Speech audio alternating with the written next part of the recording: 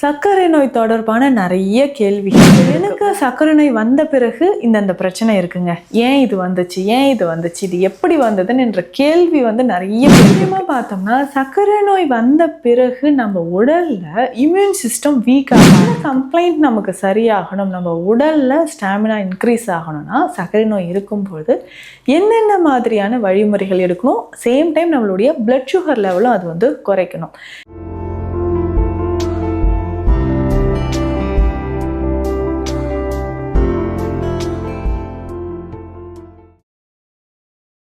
வரம் நேயர்களுக்கு வணக்கம். நான் டாக்டர் நித்யா, சித்தா ஃபிசிஷியன். சர்க்கரை நோய் தொடர்பான நிறைய கேள்விகள் இருக்குது. ஒவ்வொருத்தரும் டைரெக்டாக வரக்கூடிய பேஷண்ட்ஸ் நிறைய பேர் கேட்குறீங்க. கமெண்ட்ஸ்லேயும் நிறைய பேர் கேட்டிருக்கிற விஷயம் என்னென்னா, எனக்கு சர்க்கரை நோய் வந்த பிறகு இந்த பிரச்சனை இருக்குங்க, ஏன் இது வந்துச்சு, இது எப்படி வந்ததுன்னு என்ற கேள்வி நிறைய பேருக்கு இருக்குது. முக்கியமாக பார்த்தோம்னா, சர்க்கரை நோய் வந்த பிறகு நம்ம உடலில் இம்யூன் சிஸ்டம் வீக்காக ஆரம்பிக்கும்.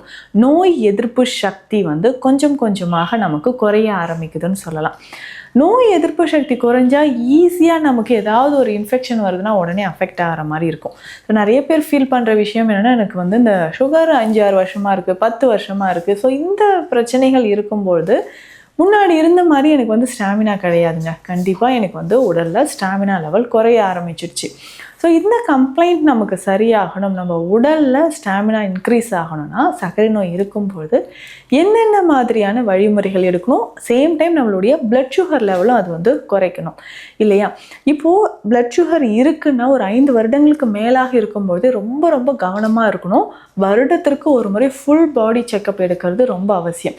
இதில் பார்த்தோம்னா, நம்ம பிளட் சுகர் லெவலில் பொறுத்த வரைக்கும் நமக்கு நர்வ்ஸில் ஏதாவது ப்ராப்ளம் இருக்கா அப்படின்னு தெரியணும். ஸோ இது டயபெட்டிக் நியூரோபதி அப்படின்னு சொல்கிற கண்டிஷன் பெரும்பாலும் நிறைய பேருக்கு இருக்குது. ஸோ ஒரு 2 நாட்களுக்கு முன்னாடி கூட ஒரு அம்மா வந்தாங்க. என்னென்னா, அவங்களால காலை தலையில் கூட வச்சு உட்காரவே முடியல.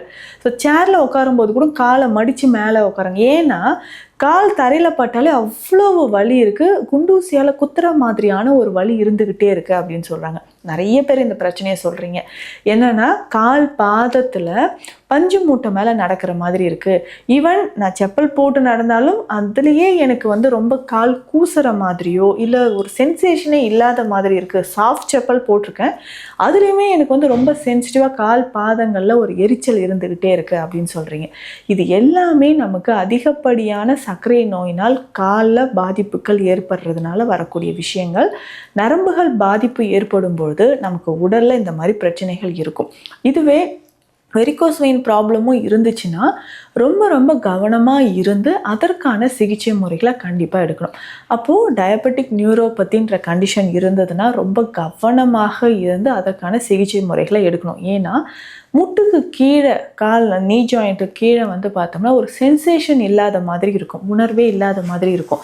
ஸோ நம்ம காலில் ஹாட் வாட்டர் விடுறோம், இல்லை சில்லுன்னு ஏதாவது தண்ணி போடுறோம், காலில் எங்கேயாவது இடிச்சுக்கிட்டோம், நமக்கு அந்த சென்சேஷனே தெரியாத மாதிரி இருக்கும். ஸோ அப்போ ரொம்ப கவனமாக இருந்து அதற்கான சிகிச்சை முறைகள் எடுக்கணும்.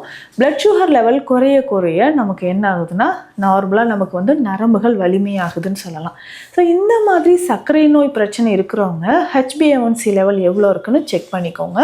8ஐ விட அதிகமாக 8, 9, 10, 12 கூட நிறைய பேருக்கு இருக்குது. இதில் என்ன ஒரு விஷயம்னா, எங்கள் அடல்ட்ஸ் நிறைய பேருக்கு 35 வயது 40 வயதிற்குள்ளே இருக்கக்கூடிய நபர்களுக்கே இந்த மாதிரி HbA1c அதிகமாக இருக்கும்போது கவனமாக அதற்கான மருந்துகளை நம்ம எடுக்கணும். ஸோ என்னென்னா, ஒரு யங் ஏஜ்லேயே ஒரு 30 இயர்ஸ்லேயே சுகர் இருக்குன்னா அப்போது அந்த மெடிசன்ஸை நம்ம எடுக்கும்போது கிட்டத்தட்ட ஒரு 30லேருந்து 40 நாட்களுக்குள்ளேயே அது எல்லாமே நம்ம சரி செய்ய முடியும். கண்டிப்பாக அது எல்லாமே சரி செஞ்சிடலாம். அப்போ நம்ம விட்டுட்டு ஒரு 10 வருடங்கள் கழித்து ஐயோ இவ்வளோ சுகர் இருக்கே, ஸோ இதை சரி பண்ணணும் அப்படின்னு சொல்லும்போது டேமேஜ் நம்ம உடலில் அதிகமான டேமேஜ் இருக்கும். இதில் முக்கியமாக கண்கள் தொடர்பான பிரச்சனைகளோ டயபெட்டிக் ரெட்டினோபதி அப்படின்னு சொல்கிறோம், கண் நரம்புகள் பாதிக்கப்பட்டு விஷன் நமக்கு குறையிற பிரச்சனையோ ஏற்படலாம்.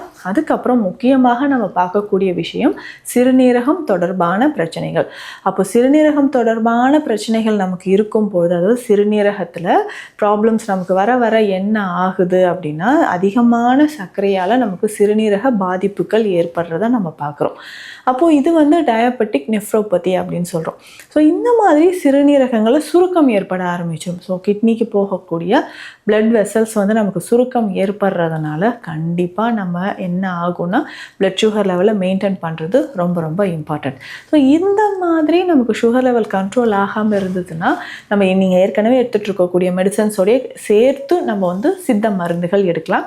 இதில் ஸ்பெஷலாக நம்ம கொடுக்கக்கூடிய ஒரு மெடிசன் என்ன அப்படின்னு பார்த்தோம்னா நீர்முள்ளி கஷாயம் அப்படின்ற ஒரு மெடிசன். இதில் காம்பினேஷன் நீர்முள்ளி கஷாயத்தில் நிறைய டைப்ஸ் வந்து இருக்குது. நம்ம கொடுக்கக்கூடிய அந்த மெடிசனில் ஸ்பெஷலாக பார்த்தோம்னா நீர்முள்ளி விதைகள் இருக்குது. நீர்முள்ளி அப்படின்னு சொல்லும்போது பல பிரச்சனைகளை நம்ம உடல்லேருந்து தீர்க்கக்கூடியது. ஸோ ஆண்களை பொறுத்த வரைக்கும் ஆண்மை குறைபாடு இருந்தாலோ, ஸ்பெர்ம் கவுண்ட் இன்க்ரீஸ் ஆகிறதுக்கோ, சிறுநீரகம் தொடர்பான பிரச்சனைகள், கால் வீக்கம், அதுக்கப்புறம் அடிவயிற்று பகுதியில் வலி வீக்கம் இருக்குது, அதை சரி செய்கிறதுக்கும் நமக்கு நீர்முள்ளி ஒரு மிக சிறந்த ஒரு மூலிகையாக நமக்கு யூஸ்ஃபுல்லாக இருக்கும்.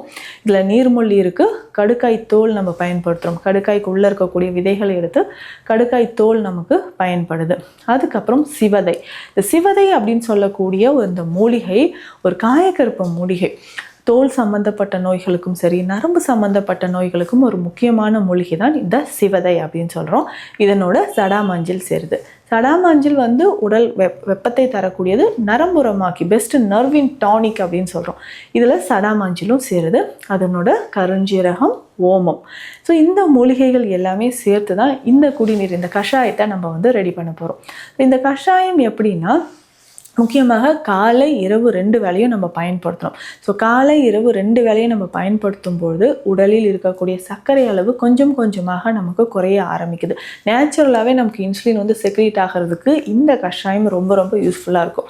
நிறைய பேருக்கு சொல்கிற ஒரு விஷயம் என்னென்னா, ஸோ இளம் வயதில் யங் அடல்ட்ஸ் நிறைய பேருக்கு நமக்கு வந்து சுகர் லெவல் அதிகமாக இருக்குது, சுகர் கண்ட்ரோல் ஆகலை அப்படின்னு ஃபீல் பண்ணிங்கன்னா, ஸோ ஆரம்பத்திலே நேச்சுரலாக இயற்கையான முறையில் உணவு முறை மற்றும் மருந்துகள் மூலம் இதை சரி பண்ண முடியும். கிட்டத்தட்ட ஒரு 60 நாட்களுக்குள்ளேயே சரி பண்ற ஒரு விஷயத்தை வருடக்கணக்கில் நம்ம வச்சு நிறைய பாதிப்புகள் நம்ம உடல்ல ஏற்படுதுன்னு சொல்லலாம். ஸோ அதற்கேற்ற மாதிரி நம்ம மெடிசன்ஸை ஃபாலோ பண்ணிட்டு வரணும்.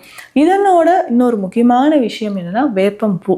வேப்பம் பூவா இருக்கட்டும், வேப்பம் பட்டை, இது எல்லாமே நமக்கு பிளட் சுகர் லெவலை நல்லாவே குறைக்கும். இந்த வேப்பம் பூவை அடிக்கடி நம்ம உணவுல சேர்த்துக்கணும். இது வந்து துவையலாகவோ இல்லை வேப்பம் பூ பொடியை நம்ம பயன்படுத்தும் போதோ நம்ம உடலில் இருக்கக்கூடிய அதிகப்படியான, அதாவது பிளட் சுகர் லெவலை குறைக்கிறதுக்கு நமக்கு பயன்படுது.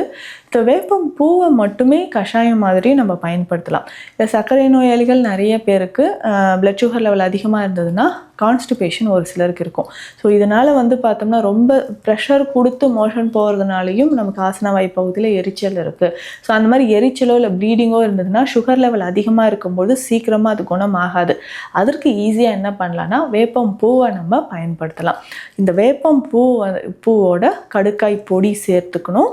இதனோட கடுக்காய் பொடி 2மே சேர்த்துக்கணும். இதனோட நிலாவாரை பொடி, இதை 3யுமே எடுத்துக்கணும். வேப்பம்பூ, கடுக்காய் பொடி, நிலாவாரை பொடி 3யுமே எடுத்து நல்லா ஒன்றா சேர்த்து வச்சுட்டு நைட் தூங்கும்பொழுது கொஞ்சமாக ஒரு கிளாஸ் தண்ணியில் ஒரு 1/2 ஸ்பூன் போட்டு கொதிக்க வச்சு ஒரு 2 நிமிடங்கள் கொதிச்சாலே போதும். அதை ஃபில்டர் பண்ணி இந்த தண்ணியை மட்டும் நம்ம குடிக்கணும். ஸோ இதில் எதற்காகனா நிறைய பேருக்கு மலச்சிக்கல் தொந்தரவு இருக்கும். ஸோ அந்த மலச்சிக்கல் சரியாகணும், சர்க்கரை நோயும் நமக்கு சரியாகணும், மலச்சிக்கல் தொந்தரவும் சரியாகணும் அப்படின்னா இதை நம்ம பயன்படுத்தலாம்.